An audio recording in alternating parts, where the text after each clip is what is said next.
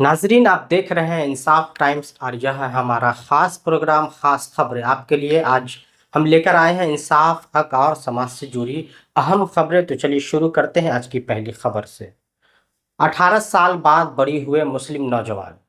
नागपुर की एक अदालत ने 8 मुस्लिम नौजवानों को 18 साल बाद बाइज्जत बरी कर दिया है। इन पर आरोप था कि ये student Islamic movement of India यानी सिमी से जुड़े हैं, लेकिन अदालत ने साफ कहा है कि न तो इनकी किसी बैठक में शामिल होने का सबूत है, न ही किसी तरह का प्रचार, वित्तीय मदद या कोई अपराध। पुलिस के दावे भी साबित नहीं हो सके हैं और यहाँ तक कि कथित गवाहों ने भी अदालत में पुलिस का साथ नहीं दिया। यह फैसला एक बार फिर उस पैटर्न को उजागर करता है कि कैसे मुस्लिम युवाओं को यूएपीए जैसे सख्त कानूनों में फंसाया जाता है और सालों तक जेल में रहने के बाद बरी होना पड़ता है। याद रहे 2021 में गुजरात की एक अदालत ने 122 लोगों को 20 साल बाद इसी तरह बरी किया था। छत्तीसगढ़ के रायपुर में चर्च पर हमला।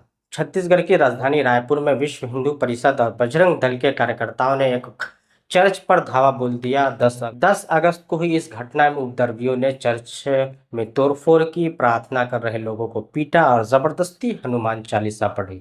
पुलिस की मौजूदगी में ही हंगामा चलता रहा और वहां मौजूद ईसाई समुदाय में दहशत फैल गई।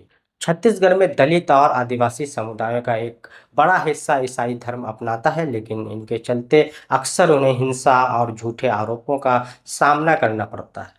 यह हमला उसी सिलसिले की ताज़ा कड़ी है। सुप्रीम कोर्ट में बंगाली मुस्लिम मजदूरों की गिरफ्तारी का मुद्दा। सुप्रीम कोर्ट ने एक अहम जनहित याचिका पर सुनवाई की है, जिसमें कहा गया है कि पश्चिम बंगाल के प्रवासी मुस्लिम मजदूरों को कई राज्यों में बांग्लादेशी बताकर हिरासत में लिया जा रहा है। याचिकाकर्ताओं ने बताया कि गृह मंत्रालय के एक आदेश के बाद पुलिस और प्रशासन मनमाने ढंग से बंगाली मुस्लिम मजदूरों को पकड़कर डिटेंशन सेंटर में डाल रहा है। वकील प्रशांत भूषण ने दलील दी कि जब जांच होती है तो लगभग हर केस में यह मजदूर भारतीय नागरिक ही निकलते हैं। उन्होंने अदालत से अपील की सत्यापन की प्रक्रिया जारी रहे, लेकिन मजदूरों को हिरासत में न लिया जाए, क्योंकि इससे पूरे देश में डर और दहशत फैल रही है। सुप्रीम कोर्ट ने केंद्र और कई राज्यों से जवाब मांगा है और कहा है कि प्रवासी मजदूरों की पहचान और सुरक्षा के लिए कोई ठोस सिस्टम बनाना जरूरी है।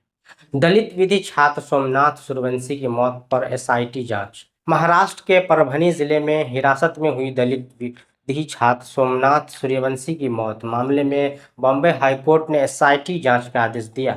सोमनाथ एक एससी समुदाय से आने वाले फाइनल ईयर के कानून छात्र थे। उन पर आरोप है कि उन्हें संविधान के प्रति लेकर शांतिपूर्ण विरोध दर्ज करने पर पुलिस ने हिरासत में लिया और 2 दिन तक बुरी तरह यातनाएं दी। पोस्टमार्टम रिपोर्ट में उनके शरीर पर 24 गंभीर चोटों का जिक्र है। सोमनाथ की मां ने आरोप लगाया कि पुलिस ने 50 लाख रुपए और नौकरी देने के नाम पर समझौते का दबाव भी बनाया। हाईकोर्ट ने इसे गंभीर मानवाधिकार उल्लंघन बताते हुए साफ कहा कि जब नागरिकों को संवैधानिक अधिकार पुलिस हिरासत में कुचले जाते हैं तो अदालत मूक दर्शक नहीं रह सकती। पीएम मोदी का नया high power demography mission.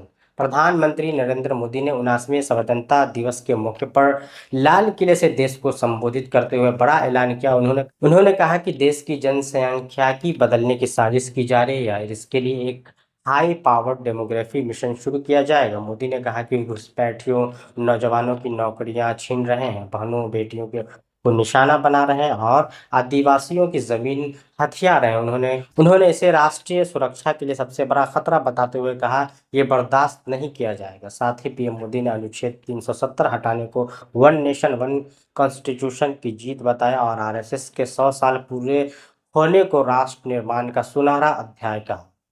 Mumbai में नूर इलाही मस्जिद की दुकानों पर बुलडोजर। मुंबई में Maharashtra housing and area development authority यानी एमएचएडीए ने नूर इलाही मस्जिद से जुड़ी 13 दुकानों को भारी पुलिस बल की मौजूदगी में तोड़ दिया। मस्जिद ट्रस्ट का कहना है कि ये दुकानें 23 साल से मस्जिद की आय का जरिया थी, लेकिन अब इन्हें अवैध बताते हुए ढहा दिया गया। ट्रस्ट ने आरोप लगाया कि एमएचएडीए ने मस्जिद को अलग कर दुकानों को निशाना बनाया है। असम के मुख्यमंत्री हेमंत बिस्वा शर्मा का विवादित बयान। गुवाहाटी में स्वतंत्रता दिवस कार्यक्रम में असम के मुख्यमंत्री हेमंत बिस्वा शर्मा ने कहा कि अवैध घुसपैठ असम की पहचान और अस्तित्व के लिए सबसे बड़ा खतरा है। उन्होंने चेतावनी दी कि अगर अभी भी कदम नहीं उठाए गए तो अगले 10 साल में असम अपनी जमीन, संस्कृति और पहचान सब कुछ खो देगा। शर्मा ने लोगों से अपील की कि अपनी जमीन किसी अनजान को न बेचें और राज्य की अस्मिता बचाने के लिए एकजुट हों।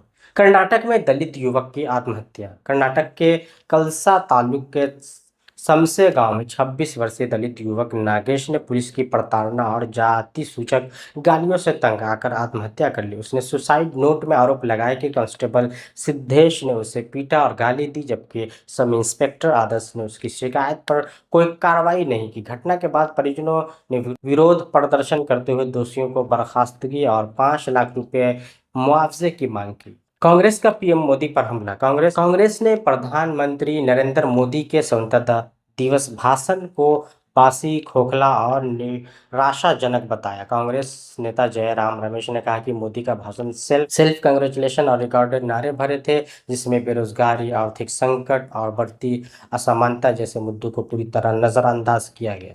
विवेक अग्निहोत्री की फिल्म द बंगाल फाइल्स पर बवाल। कोलकाता में विवेक अग्निहोत्री की फिल्म द बंगाल फाइल्स का ट्रेलर लॉन्च पुलिस ने रोक दिया। पहले एक होटल, फिर दूसरे होटल में कार्यक्रम तय हुआ, लेकिन शुरू होते ही पुलिस पहुंच गई और बिजली काट दी गई। विवेक अग्निहोत्री ने आरोप लगाया कि तानाशाही है, सच दिखाने से रोका जा रहा है। घटना राजनीतिक हलकों में बवाल मचा हुआ है। उत्तर प्रदेश में 2 मुस्लिम युवकों पर हमला। उत्तर प्रदेश के नैया गांव थाना क्षेत्र में 2 मुस्लिम युवकों को भीड़ ने चोरी का झूठ इल्जाम लगाकर पीटा। फहीम और फिरोज नामक ये दोनों युवक चेहलूम से लौट रहे थे, तभी भीड़ ने उन्हें रोककर डंडों से हमला किया। पुलिस ने दोनों को बचाकर थाने पहुंचाया, लेकिन वहां भीड़ जुट गई और युवकों को सौंपने की मांग करने लगे। हालात बिगड़े तो पथराव भी हुआ, जिससे एक पुलिस वाहन क्षतिग्रस्त हो गया। चिराग पासवान का बड़ा बयान, बिहार में नहीं गठबंधन का हिस्सा। चिराग पासवान का बड़ा बयान, बिहार में नहीं है गठबंधन का हिस्सा। लोक जनशक्ति पार्टी रामविलास के नेता और केंद्रीय खाद्य प्रसंस्करण मंत्री चिराग पासवान ने बिहार की राजनीति को लेकर बड़ा बयान दिया है। उन्होंने कहा, मैं एनडीए का हिस्सा हूं, लेकिन बिहार सरकार का हिस्सा नहीं। उन्होंने साफ किया कि बिहार की कानून व्यवस्था को लेकर सवाल उठाना उनकी जिम्मेदारी है, विद्रोह नहीं। चिराग पासवान ने खुद को गठबंधन में नमक बताया और कहा, बिना नमक के किसी व्यंजन का स्वाद नहीं आता। वहीं उन्होंने अपने बिहारी फर्स्ट रोड मैप का भी जिक्र किया और कहा कि कृषि आधारित उद्योगों से बिहार को मजबूत बनाया जाएगा। उमर अब्दुल्ला का पूर्ण राज्य के लिए हस्ताक्षर अभियान। जम्मू कश्मीर के मुख्यमंत्री उमर अब्दुल्ला ने राज्य का दर्जा बहाल करने की मांग को लेकर घर घर हस्ताक्षर अभियान शुरू करने का ऐलान किया। उन्होंने कहा कि यह अभियान 8 हफ्तों तक चलेगा और दस्तावेज सुप्रीम कोर्ट में पेश किए जाएंगे, लेकिन विपक्ष ने इसे राजनीतिक नाटक बताया और कहा कि विधानसभा में प्रस्ताव पारित करना ही असली रास्ता है। पीडीपी नेता वहीद पारा ने कहा, उमर अब्दुल्ला को माफी मांगनी चाहिए, हस्ताक्षर नहीं। आरजेडी सांसद सुरेंद्र यादव ने कहा, देश गुलाम हो जाएगा। बिहार के गया जिले में आरजेडी सांसद सुरेंद्र प्रसाद यादव ने स्वतंत्रता दिवस पर बड़ा बयान दिया। उन्होंने बिना नाम लिए पीएम मोदी और गृह मंत्री अमित शाह पर निशाना साधते हुए कहा, 2 लोग देश को बेच रहे हैं और 2 लोग इसे खरीद रहे हैं। उन्होंने दावा किया कि 17 साल बाद भारत श्रीलंका, पाकिस्तान और नेपाल से भी बदतर हाल में पहुंच जाएगा। सुरेंद्र यादव ने यहां तक कह दिया कि वोटर लिस्ट से मुसलमानों और गरीबों हिंदुओं के नाम काटे जा रहे हैं। नीतीश कुमार का आर्थिक पैकेज। पटना में मुख्यमंत्री नीतीश कुमार ने उद्यमियों के लिए बड़ा ऐलान किया। उन्होंने कहा कि बिहार में उद्योग लगाने वालों को अब मुफ्त जमीन, दोगुनी सब्सिडी और जीएसटी इंसेंटिव मिलेगा।